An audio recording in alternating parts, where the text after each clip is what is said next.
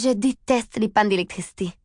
Sortir les bougies, en mettre un peu partout dans la maison, devoir se promener dans les couloirs sombres, une chandelle dans une main, j'ai toujours l'impression qu'une ombre va finir par m'attaquer.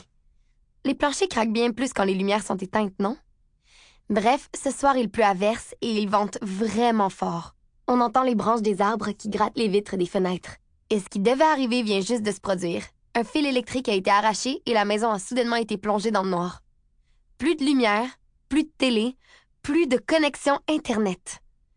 Bon, je l'avoue, c'est pas à cause de la noirceur que je déteste les pannes, mais parce que je peux plus utiliser le web et envoyer des messages. Comme nous avons seulement un téléphone sans fil à la maison, nous ne pouvons même plus l'utiliser. Et pire que tout, j'étais en train d'organiser une soirée avec mes amis. Sauf que là, à moins de sortir sous la pluie pour aller chez les filles, je n'ai aucune possibilité de leur parler. Comme tu t'en doutes, cher nouveau journal, avec cet orage, je ne mettrai pas le bout du petit orteil dehors. D'ailleurs, puisqu'on parle de ça, je voulais te souhaiter la bienvenue dans mon monde. J'ai terminé ton prédécesseur avant hier et j'ai pas eu la force de t'ouvrir avant ce soir. Il faut dire que le décès de ma grand-mère m'a enlevé le goût de faire quoi que ce soit d'autre que de pleurer. Je n'ai même pas été capable d'aller en classe hier ni aujourd'hui. Papa a appelé le directeur pour lui expliquer mon absence, tout comme la sienne. Lui non plus, il ne se sentait pas en état de travailler. Et pour couronner le tout, ce soir, nous n'avons plus d'électricité. Ce qui veut dire qu'en plus de rester cloîtrée à la maison à cause de la pluie, je peux même pas regarder la télévision pour me distraire. Alors me voilà en train d'inaugurer tes pages, cher journal, offert par Madeleine. Minute, je m'en vais juste me moucher. 19h49. Penser à ma grand-mère me fait beaucoup trop de peine. J'imagine que ce sera comme ça encore pendant un certain temps. Maman dit que le deuil, c'est quelque chose qui ne se fait pas en claquant des doigts. De toute manière, moi, je n'ai jamais réussi à claquer des doigts convenablement, alors. Pour en revenir à la soirée que j'étais en train de préparer, je comptais la passer avec Mira et Anna. Ah, ma cousine, un autre beau sujet. Je sens que je pourrais te parler d'elle sur au moins une dizaine de tes feuilles. Mais je vais m'abstenir et simplement te dire qu'elle et moi, nous avons fait une trêve. D'abord parce que notre grand-mère est morte il y a 2 jours, ce qui nous a rendus très tristes toutes les deux. Mais aussi parce que ma chère cousine s'est rendue compte que devenir présidente de niveau était un peu plus compliqué que ce qu'elle s'était imaginé. La première chose qu'elle a faite, une fois élue, a été de me téléphoner pour me demander de l'aider. Non, je devrais plutôt dire me supplier de ne pas la laisser tomber.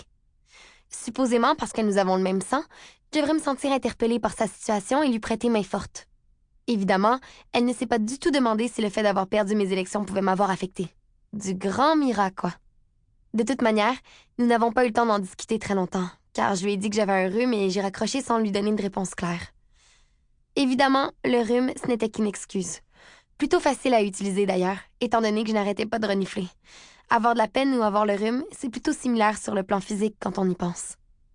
Bon, désolée encore une fois, papa veut que j'aille l'aider à trouver d'autres chandelles. Tu vas découvrir, cher journal, que mon père a tendance à croire que je dois tout faire pour lui.